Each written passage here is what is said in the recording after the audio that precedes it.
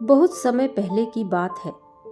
एक व्यक्ति गौतम बुद्ध के आश्रम में रहने के लिए आता है।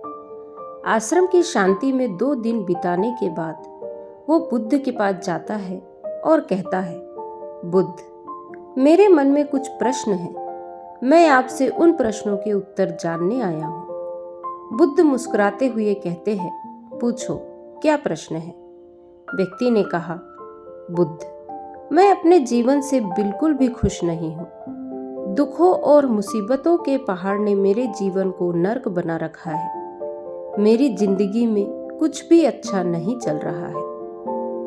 मैं आपसे जानना चाहता हूँ कि आखिर मेरे साथ ये सब क्यों हो रहा है? मैं इतना क्यों भाग रहा हूँ? उसके बाद बुद्ध ने उससे कहा, सबसे पहले तो तुम यह बताओ कि तुम्हारे इस दुख का कारण क्या है? वह कौन सी चीज है जिसने तुम्हें इतना व्याकुल और चिंतित कर रखा है? इस प्रश्न के बारे में थोड़ी देर तक सोचने के बाद व्यक्ति ने कहा, बुद्ध, ये कैसा सवाल है?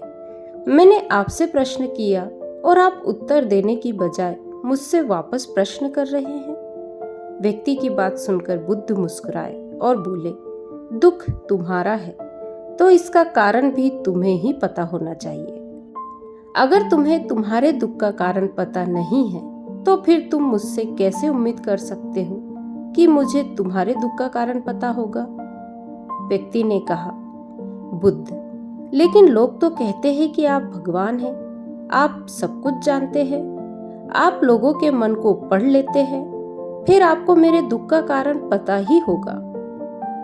बुद्ध मुस्कुराए और फिर गंभीर आवाज में बोले, यही तो तुम सबसे बड़ी गलती कर रहे हो। तुम सोच रहे हो कि कोई और आएगा और तुम्हारी सारी समस्याओं से तुम्हें छुटकारा दिला देगा, लेकिन ऐसा कभी नहीं होने वाला। अगर तुम्हारी परेशानियों से तुम्हें कोई छुटकारा दिला सकता है तो वो तुम खुद हो। तुम्हें लगता है कि मैं बुद्धत्व को प्राप्त हो चुका हूँ तो मैं तुम्हारी समस्याओं को खत्म कर सकता हूँ? नहीं, मैं भी तुम्हारी ही तरह एक इंसान हूँ। बस फर्क यह है कि मेरे अंदर कोई उलझन शेष नहीं रह गई। सब कुछ स्पष्ट हो चुका है और जिस दिन तुम्हारे अंदर की भी सारी उलझनें समाप्त हो जाएगी, उस दिन से तुम्हें भी अपनी समस्याओं के समाधान के लिए किसी के पास जाने की जरूरत नहीं पड़ेगी। बुद्ध ने व्यक्ति से पूछा, क्या तुमने कभी किसी पुष्प को ध्यान से देखा है? यह सुन व्यक्ति आश्चर्यचकित होकर बोला, हे बुद्ध, पुष्प तो एक बहुत ही साधारण सी चीज है, उसे तो सभी ने देखा है। बुद्ध ने कहा, पुष्प भोर सवेरे के अंधकार में बस एक कली होता है। दिन के उजाले में खिलकर एक पुष्प बनता है और शाम होते होते मुरझाकर गिर जाता है। अगर पुष्प सिर्फ इस बात की चिंता करता रहे कि शाम तक तो उसे मुरझाकर गिरना ही है, तो वो कभी भी खिल नहीं पाएगा। इसी प्रकार अगर तुम हर समय सिर्फ अपने दुखों के बारे में ही सोचते रहोगे तो तुम कभी भी खुश नहीं हो पाओगे। अगर तुम थोड़ा ध्यान से देखो तो तुम पाओगे कि अभी तुम्हारे जीवन में ऐसी बहुत सी चीजें हैं जिनके लिए तुम अभी खुश हो सकते हो, जिनके बारे में सोचकर तुम मुस्कुरा सकते हो, अंदर से खुश हो सकते हो। तो मैं तुमसे कहना चाहता हूँ कि तुम अपने जीवन की कमियों की बजाय अपने जीवन की अच्छाइयों पर ध्यान दो। अगर तुम्हें अपने जीवन में खुशी चाहिए तो तुम्हें शाश्वत नियम का पालन करना ही पड़ेगा। जीवन की अच्छी और सकारात्मक चीजों की तरफ ध्यान देना ही पड़ेगा। मैं तो केवल तुम्हें रास्ता दिखा सकता हूँ, उस रास्ते पर चलने का तरीका बता सकता हूँ, लेकिन अगर तुम खुश रहना चाहते हो तो रास्ते पर चलना तो तुम्हें ही पड़ेगा। बुद्ध के मुंह से ऐसी बातें सुनने के बाद वह व्यक्ति थोड़ी देर तक शांत बैठा रहा। फिर उसने कुछ सोचते हुए कहा, लेकिन बुद्ध, एक बात मेरे समझ में नहीं आ रही। क्या मेरे जीवन की सारी समस्याओं का समाधान एक ही बार में नहीं किया जा सकता? बुद्ध ने बहुत ही शांति से जवाब देना शुरू किया। मान लो कोई भविष्य देखने वाला व्यक्ति तुम्हें यह बता देता है कि आज शाम तक तुम्हारी मृत्यु निश्चित है, तो क्या यह जानने के बाद तुम उन बातों की चिंता करोगे जिनके बारे में सोचकर तुम अभी चिंतित हो रहे हो? नहीं, तुम्हें कोई ऐसी समस्या याद भी नहीं आएगी। इसके लिए तो अभी चिंतित हो रहे हो, क्योंकि उस समय तुम केवल जीवन की उस सच्चाई के बारे में सोच रहे होंगे जिसे लोग मृत्यु कहते हैं। और अचानक तुम्हें महसूस होगा कि जिन छोटी छोटी बातों को तुम अपने जीवन की सबसे बड़ी समस्या समझकर बैठे, वह तो कुछ भी नहीं है।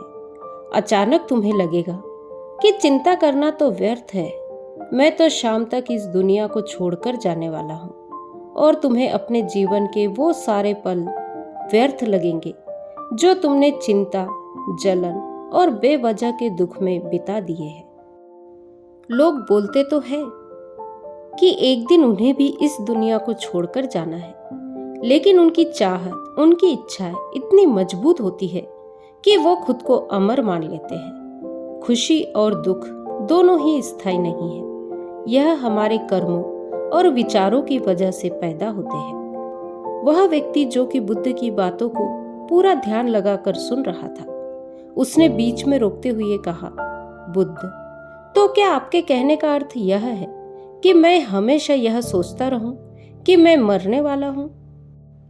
और क्या ऐसा सोचना मेरी सारी समस्याओं को खत्म कर देगा?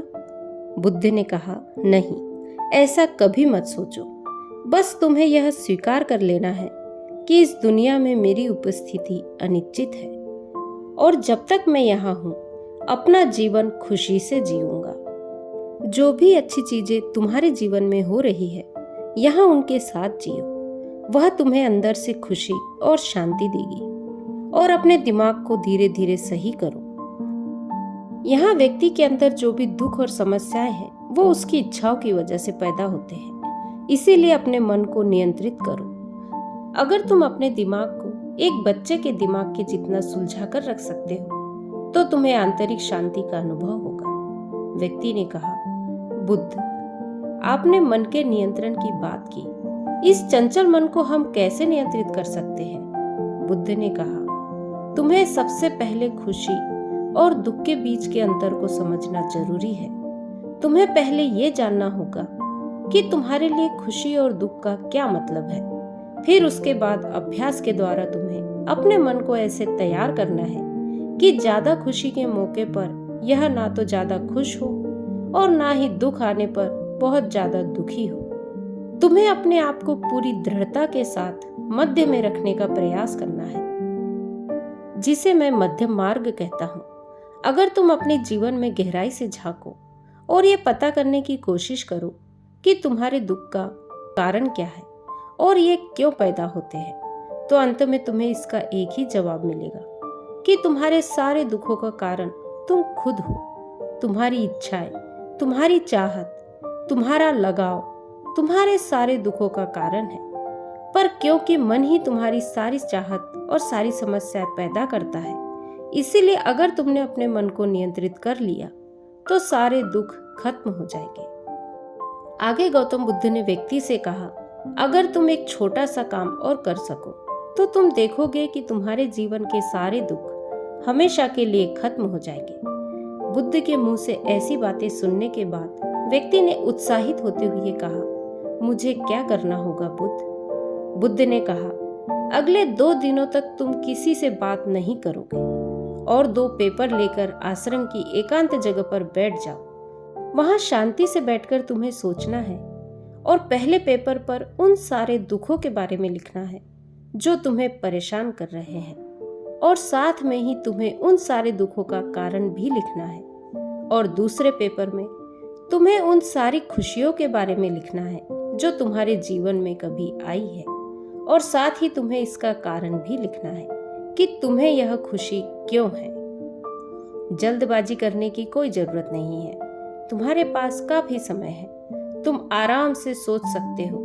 जाओ और जाकर आराम से बैठकर सोचो और लिखो। व्यक्ति ने बुद्ध को प्रणाम किया और जाकर आश्रम के एक कोने में बैठ गया। 2 दिनों के बाद वह बुद्ध के पास वापस आया। उसके हाथ में काफी सारे पेपर थे। बुद्ध ने उसे देखते ही कहा, सबसे पहले मुझे तुम्हारे दुखों वाले कागज को कहकर सुनाओ। व्यक्ति ने पेपर पढ़ना शुरू किया। पहला, मेरे परिवार में मेरे सारे भाई अमीर हैं, लेकिन मैं गरीब और कर्जदार हूँ, क्योंकि मैं काम करने से डरता हूँ। मैं काम से ज्यादा आराम करता हूँ और साथ ही मैं खुद की तुलना दूसरों के साथ करता हूँ। व्यक्ति ने आगे पढ़ना शुरू किया।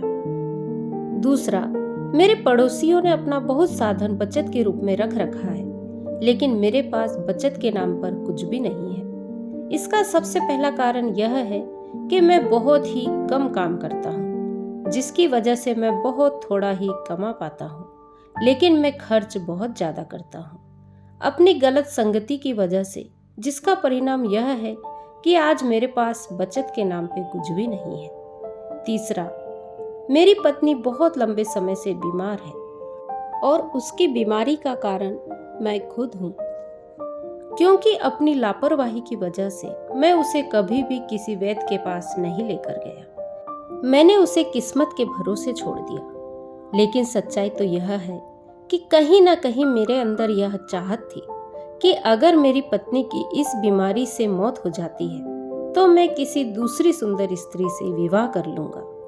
चौथा, मैं अपने मन में मुफ्त का धन पाने की बहुत कोशिश करता हूँ और योजनाएं बनाता रहता हूँ, लेकिन जब वह योजनाएं पूरी नहीं होती तो मैं दुख और चिंताओं के सागर में डूब जाता हूँ और फिर मैं अपने इस दुख और चिंता से बाहर आने के लिए रोज मदिरा का सेवन करता हूँ और अपनी इस आदत का जिम्मेदार भी मैं खुद ही हूँ।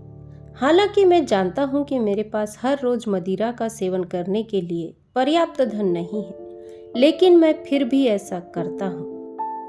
हालांकि मैं मदिरा और धूम्रपान के सेवन के बिना भी अपना दिन खुशी खुशी से जी सकता हूँ, लेकिन मैं फिर भी ऐसा करने के लिए बहाने ढूंढता रहता हूँ। हे बुद्ध, ये चारों मेरे सबसे बड़े दुख हैं और बहुत गहराई से सोचने के बाद मैंने पाया कि कहीं ना कहीं अपने इन चारों दुखों का कारण मेरे द्वारा किए गए कर्म है। बुद्ध मुस्कुराए और बोले, अच्छा, अब तुम मुझे अपना खुशियों वाला कागज पढ़कर सुनाओ। इस बार व्यक्ति बहुत ही उत्साहित होकर अपना कागज पढ़ना शुरू करता है। पिछले 2 दिनों के दौरान मैंने जो भी जाना और अनुभव किया वह मैंने अब तक की अपनी पूरी जिंदगी में कभी नहीं किया था। पिछले 2 दिनों के दौरान मैंने यह महसूस किया कि मेरे अंदर असीम शांति और आनंद का सागर भरा पड़ा है और मैं अपने इस अनुभव को पाकर बहुत प्रसन्न हूँ। मेरी खुशी के कारणों की सूची बहुत लंबी है, जिसे पढ़कर आपको सुनाने में बहुत लंबा समय लग जाएगा। व्यक्ति के मुंह से ऐसी बातें सुनने के बाद बुद्ध मुस्कुराए और बोले, सिर्फ तुम्हारे लिए ही नहीं बल्कि हम सबके लिए भी कारण एक समान ही होते हैं। वो तो इंसान अपनी अज्ञानतावश अपना बहुत सा समय बर्बाद कर देता है अपने दुख का कारण पता करने में। यहाँ तक कि हमारा जीवन तो खुशी, शांति और आनंद को इकट्ठा करने की एक तिजोरी है। बुद्ध ने व्यक्ति से कहा, तुम्हें अपनी खुशी के सारे कर्मों को बताने की जरूरत नहीं है, तुम सिर्फ उसमें से कुछ को पढ़कर मुझे सुना सकते हो। व्यक्ति ने एक बड़ी मुस्कान के साथ पढ़ना शुरू किया। पहली खुशी इस बात की है कि मैं अभी जीवित हूँ और इस दुनिया में जी रहा हूँ। मैं स्वस्थ और मजबूत हूँ। मेरे माता पिता, एक पत्नी है और 2 बच्चे हैं। इस दुनिया के दूसरे खुशनसीब व्यक्तियों की तरह ही मेरे पास भी बहुत से अनमोल खजाने हैं, जैसे कि मेरे माता पिता का मेरे प्रति स्नेह, मेरे पत्नी का प्रेम, मेरे बच्चों का लाड़ प्यार और एक पिता बनने की खुशी। मेरी खुशी का अगला कारण यह है कि मैं काम कर सकता हूँ, क्योंकि मैं स्वस्थ और तन मन से मजबूत हूँ। मैं कोई भी अच्छा काम सीखकर अपनी आमदनी को बढ़ा सकता हूँ और अपने परिवार की सभी जरूरतों को खुशी खुशी पूरा कर सकता हूँ। मैं खुश हूँ क्योंकि मैं एक खुशहाल परिवार बना सकता हूँ, बिना खुद की अपने पड़ोसियों और अपने भाइयों से तुलना कर, और मैं अपना बाकी का जीवन खुशहाल और आनंद से जी सकता हूँ। और सबसे बड़ी खुशी और सौभाग्य की बात मेरे लिए यह है कि मैंने महान गौतम बुद्ध के चरणों में अपने लिए जगह बना ली है और आपकी कृपा से मैं जब तक इस संसार में रहूंगा इस सत्य को याद रखूंगा कि हमारी इच्छाएं और लगाव ही सभी दुखों का कारण है और साथ ही खुद के मन पर नियंत्रण हासिल करूंगा और खुद को जानने का पूरा प्रयास करता रहूंगा। बुद्ध ने कहा, आज तुम्हारा एक नया जन्म हुआ है, अब तुम अपने परिवार के पास वापस जाओ और स्थिर बुद्धि व आंतरिक शांति के साथ इस जीवन को जियो। और आज के बाद जब भी तुम्हारे जीवन में तुम्हारी परेशानियों से दुख उपजे, तुम्हें घेरने की कोशिश करे, तो तुम खुद से कहना कि जीवन बहुत छोटा है और मैं इस जीवन में अपनी चिंता और दुख का गुलाम बनने नहीं आया हूँ। शांति से बैठकर अपने उस दुख का कारण जानने की कोशिश करना और कारण मिलते ही उसे नष्ट कर देना, और केवल तभी तुम अपनी आंतरिक शांति और कभी ना खत्म होने वाले आनंद को प्राप्त कर सकते हो। तो दोस्तों, आज की कहानी यदि आपको पसंद आई हो तो कहानी को लाइक, शेयर, कमेंट करें और मेरे चैनल को सब्सक्राइब करें। नमो बुद्धाय।